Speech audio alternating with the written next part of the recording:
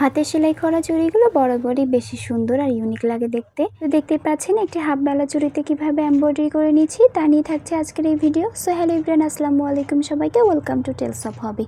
তো প্রথমে কিভাবে সুতাটাকে উঠিয়ে নিতে হবে দেখতে পেরেছেন আশা করি। তারপরে একবার বলে দিই, সুতাটাকে একটু দূরত্ব থেকে উঠাবেন, তাহলে আর গিট দেওয়ার যে ঝামেলা সেটা থাকবে না। তারপর এখানে আমি ব্যাক স্টিচ দিয়ে সুন্দর মতো ডিজাইনটা করে নিচ্ছি। আপনারা চাইলে ব্যাক স্টিচের পরিবর্তে রানিং স্টিচ অথবা স্টিম স্টিচ দিয়েও কাজটা সুন্দরভাবে করে নিতে পারবেন। এখানে আমি লাচি সুতা ব্যবহার করিনি, আজকে আমি রেশমি সুতা দিয়ে কাজটা করছি। আপনারা চাইলে গুটি সুতা অথবা লাচি সুতা দুইটাই ব্যবহার করতে পারবেন। চুড়ি তৈরির জন্য কিভাবে কাপড়টাকে পেঁচিয়ে নিতে পারবেন এবং আঠা দিয়ে সুন্দরভাবে সিকিউর করে নিতে পারবেন তা আমি আগের ভিডিওতেই দেখিয়েছি। তাই আজকে চুড়িতে কাপড় পেঁচানোর অংশটুকু বাদ দিয়ে সরাসরি সেলাইয়ের কাজটাই শেয়ার করছি। তো দেখতে পাচ্ছেন সম্পূর্ণ চুড়িতে এরকমভাবে আমি স্টিচটা করে নিচ্ছি। আপনারা চাইলে হাফ বালা বাদেও যে চুড়িগুলো থাকে, মোটা বালা বা অন্যান্য যে চুড়িগুলো থাকে, সেইগুলোতে আপনারা সুন্দরভাবে একই রকমভাবে স্টিচটা করে নিতে পারবেন। বিভিন্ন ডিজাইন কিন্তু এই স্টিচের মাধ্যমে আপনারা ফুটিয়ে তুলতে পারবেন। তো কিভাবে হাফ বালা বাদে অন্যান্য চুড়িতে সেলাই করে নিতে হয় তা নিয়ে থাকছে আমার পরের ভিডিও। তো চুড়ি তৈরির ক্ষেত্রে আপনাদেরকে বলে রাখি, আপনারা চেষ্টা করবেন ফেন্সি লুকে যে সুতাগুলো থাকে, ডিএমসি সুতা, এই টাইপের সুতা দিয়ে কাজটা করার, বা রেশমি সুতা দিয়ে কাজ করতে পারলেও ভালো হবে।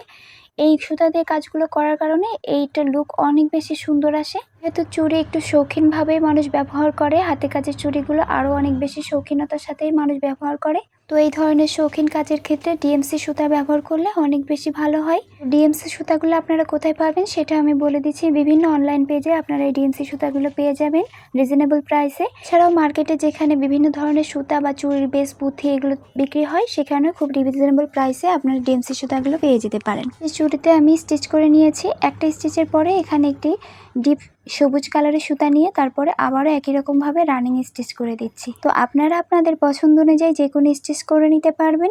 এভাবে রানিং স্টিচ করে নিলে সেটাও কিন্তু দেখতে অনেক সুন্দর লাগে। আর রানিং স্টিচের মাঝখানে আপনারা বিভিন্ন নকশি সেলাই করে নিতে পারেন, লুক কিন্তু অনেক সুন্দর আসে। ভিডিওর এই পর্যায়ে ছোট্ট একটি রিকোয়েস্ট থাকবে, আমার এই ভিডিওগুলো যদি আপনাদের একটুও ভালো লেগে থাকে তাহলে অবশ্যই লাইক, কমেন্ট, শেয়ার দিয়ে পাশে থাকবেন। আর যদি ভিডিওটা আপনাদের ভালো লেগে না থাকে বা বোর ফিল করেন তাহলে নিজ দায়িত্বে স্কিপ করে যাবেন। হোপফুলি আমার ভিডিওগুলো আপনাদের অনেক বেশি ভালো লাগে। আরও সুন্দর সুন্দর ভিডিও পেতে আমার এই পেজটার সাথেই থাকুন। ইনশাল্লাহ আপনাদের অনেক সুন্দর সুন্দর ভিডিও আমি উপহার দিতে পারবো। চুড়িতে সুতার কাজ শেষ হয়ে যাওয়ার পর এখানে কিছু পুঁথি লাগিয়ে নিচ্ছি। তো দেখতে পাচ্ছেন কিছু বিটস অলরেডি আমি লাগিয়ে নিয়েছি। তো বিটস লাগানোর জন্য এখানে আমি সুই সুতাটাই ব্যবহার করছি, তাহলে বিটসগুলো অনেক বেশি সিকিউর হবে, খুলে যাওয়ার কোনো চান্সই থাকবে না যদি না পুঁথিটা ফেড হয়ে আসে। তো কিছুদিন ব্যবহার করলে চুড়ি ফেড হয়ে আসতে পারে, এই জন্য বলবো চুড়িটাকে একটু যত্ন করে ব্যবহার করবেন। খুব সুন্দর স্থানে চুড়িটাকে সংরক্ষণ করার চেষ্টা করবেন। তো দেখতে পাচ্ছেন এখানে আমি লাচ্ছি সুতা নিয়েছি, আর লাচ্ছি সুতা 2 তার নিয়েছি। তার মাঝখানে ছোট ছোট বিটস ঢুকিয়ে নিচ্ছে, 3টা বা 4টা এরকম করে বিটস নিয়ে আমি ছোট্ট ছোট্ট করে স্টিচ করে দিচ্ছি। তাহলে এই পুঁথিগুলো সুন্দরভাবে লক হয়ে যাবে এবং সিকিউর হয়ে যাবে। আপনারা চাইলে কাজটি আঠা দিয়েও করতে পারবেন, কিন্তু আঠা দিয়ে কাজটি করলে পুঁথিগুলো খুলে আসার চান্স থাকে।